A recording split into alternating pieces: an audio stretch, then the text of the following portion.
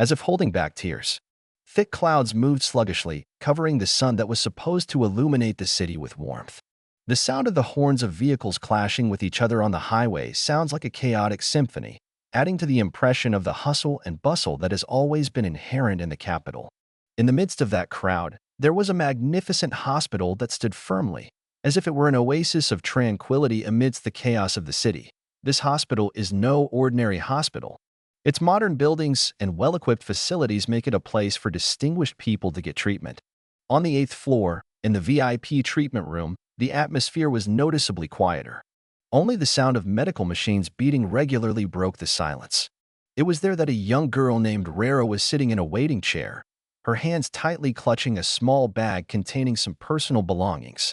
Rara, the 22-year-old girl, has a beautiful face but looks tired.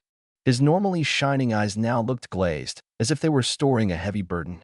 She was wearing a simple dress, far from the luxurious impression commonly seen in this hospital.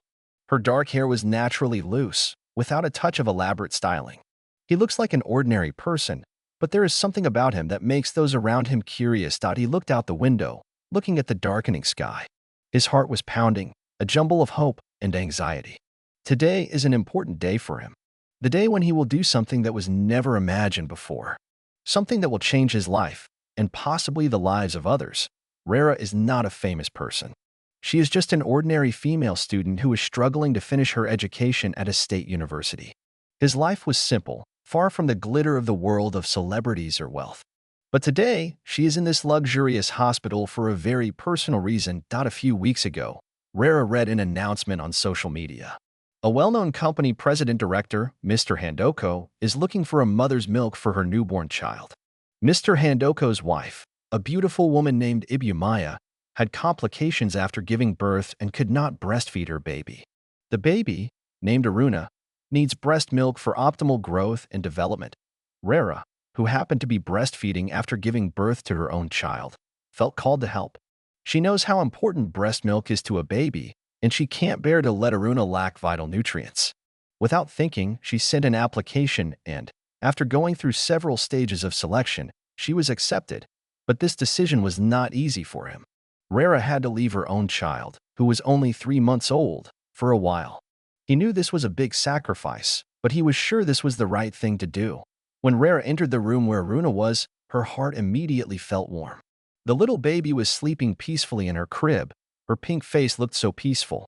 Maya's mother, who looked still weak, sat beside the crib, her eyes filled with anxiety and hope. "Thank you for coming, Rara," said Maya's mother in a weak voice. "We really need your help." Rara smiled, trying to calm Maya's mother. "I'm happy to help, Mom. Beautiful baby Aruna. I'll take care of him as best I can." Maya's mother nodded, her eyes glazed over. "I can't imagine what it's like to leave your own child to take care of someone else's. You're very brave." Rara looked down, trying to hide her tears. "It's not easy, but I'm sure it's the right thing. My son will be fine, and Aruna needs me." The dialogue makes the atmosphere even more emotional. Rara could feel how much sacrifice she had made, but she also felt that this was her heart's calling. He knew that he was not only giving her breast milk, but also the love and affection that Aruna needed. The days passed, and Rara began to get used to her new routine. She spends most of her time in the hospital, caring for Aruna with great affection. Every time she hugged the baby, she could feel an ever-stronger bond. Aruna is no longer just a baby she takes care of, but a part of her life. One night, when Rara was sitting next to Aruna's crib, suddenly the baby was crying loudly. Rara immediately picked him up, trying to calm him down. But this time, Aruna's cries did not stop. She panicked and called the nurses and doctors. After a short examination, the doctor stated that Aruna had a high fever and needed intensive care. Rara cannot leave Aruna. She remained beside her crib, holding the baby's little hand, praying for her speedy recovery. At times like these, Rara realizes how much responsibility she bears. She is not only mother milk, but also a protector for Aruna. After several days of intensive care, Aruna's condition began to improve. Rara was relieved, but she also realized that this experience had changed her. She no longer sees herself as just a college student or a young mother. He is now someone who has given love and selfless sacrifice. Mrs. Maya and Mr. Handoko are very grateful to Rara. They not only see her as a milk mother, but also as part of their family. Rara also feels that she has found a new family, which she will always take care of and care for. This story may not be over yet, but one thing is for sure. Rara has proven that love and sacrifice can change a person's life and even change the world. After Aruna recovers from her fever, the atmosphere in the hospital begins to return to normal. However, something has changed. Rara and Handoko's family grew closer, as if the bond between them was no longer just a professional relationship. Maya's mother often invites Rara to talk, tell her life story, and listen attentively when Rara tells her about her own son, Bayu, who was temporarily abandoned in his hometown. "Rara, I don't know how to repay your kindness," said Maya's mother one afternoon, looking at Aruna who was fast asleep in Rara's lap. "You are like an angel sent to us." Rara smiled, her eyes sparkling. "I'm just doing what I can, Mom. Aruna is like my own daughter. I love her."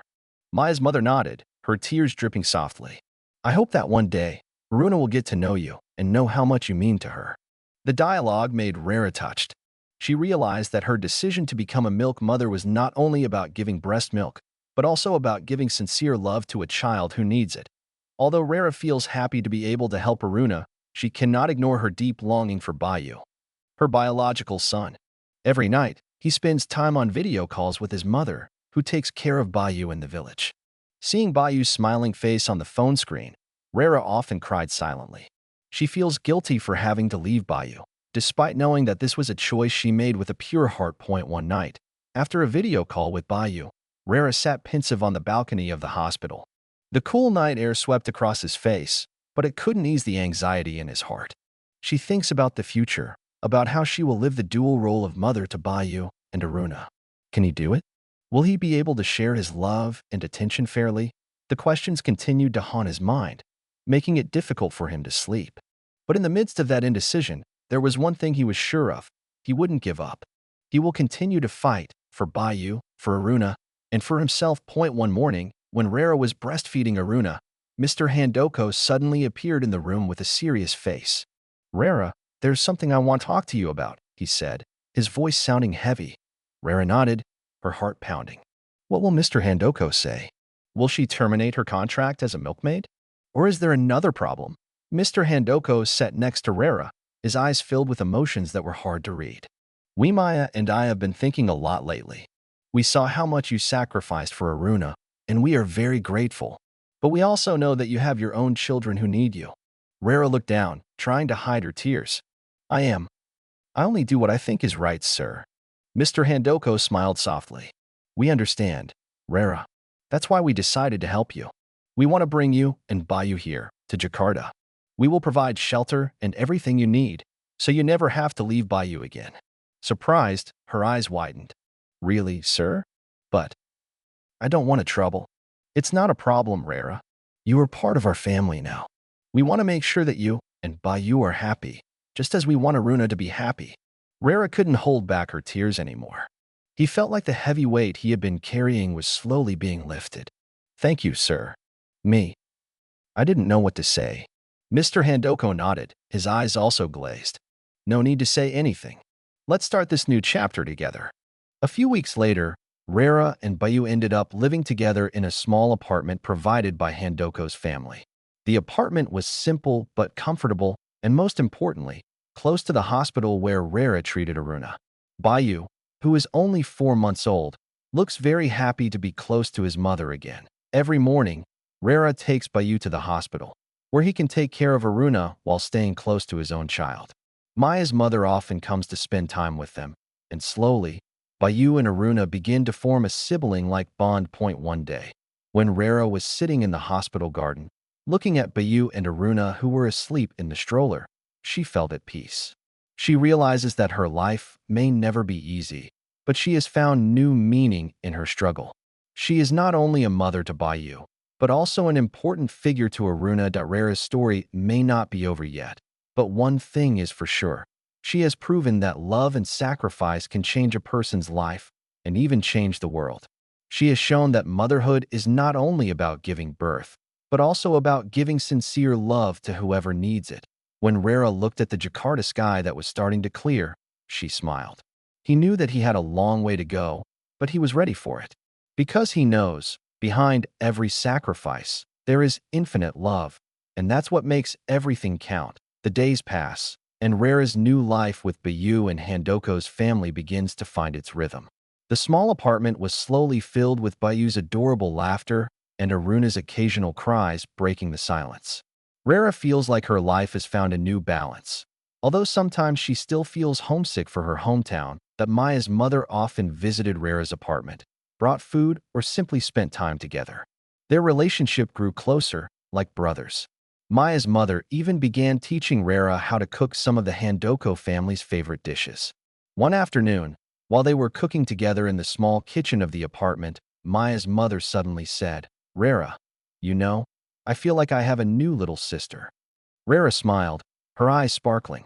"I also feel like I have a sister, Mom. Thank you for accepting me and Bayu." Maya's mother nodded, her face filled with warmth. "You and Bayu are part of our family now. Never hesitate to ask for help if you need it." The dialogue made Rera feel appreciated and loved. She realizes that she has not only gained a new family, but also a true friend in virtual motherhood. Although her life feels better, Rera cannot ignore the challenges that still lie ahead. As a college student, she has to split her time between caring for Bayu and Aruna, as well as completing her college assignments. Sometimes he felt overwhelmed, but he always tried not to give up. One night, when Bayu was fussing and Aruna was also crying, Rera felt like she was on the edge. She sits on the floor, hugging Bayu while trying to calm Aruna on her lap. Her tears flowed slowly, but she tried to stay strong. "You can get through this, Rera," he whispered to himself. "You are strong." Suddenly, there was a knock on the door. Rera hurried to open it and found Maya's mother standing there with an attentive face. "I hear the wind whispers. Do you need help?" Rera nodded, her eyes glazed. "Yes, ma'am. Me. I feel overwhelmed." Maya's mother immediately enters and takes Aruna from Rera's lap. "Calm down, Rera. You're not alone. I'm here for you." That moment made Rera feel relieved. He realized that he did not have to face everything alone. There are people who care about him and are ready to help whenever he needs it. One day, Mr. Handoko invited Rera to speak in his magnificent study on the top floor of the company building. Rera was nervous, not knowing what to talk about. When he entered, Mr. Handoko greeted him with a warm smile. "Rera, sit down," he said, pointing to the chair across from his desk. "There's something I want to talk to you about." Rera sat with a pounding heart. "What is it, sir?" Mr. Handoko sighed, his eyes full of emotions that were hard to read. "Maya and I have been thinking a lot lately. We saw how much you sacrificed for Aruna, and we are very grateful. But we also know that you have your own dreams. Rera, you are young and have a bright future." Rera lowered her head, trying to hide her confusion. "I am. I just want to do my best for Aruna and Bayu, sir." Mr. Handoko smiled softly. "We understand, Rera. That's why we decided to help you further. We want to fund your education to completion and give you the opportunity to pursue your dreams.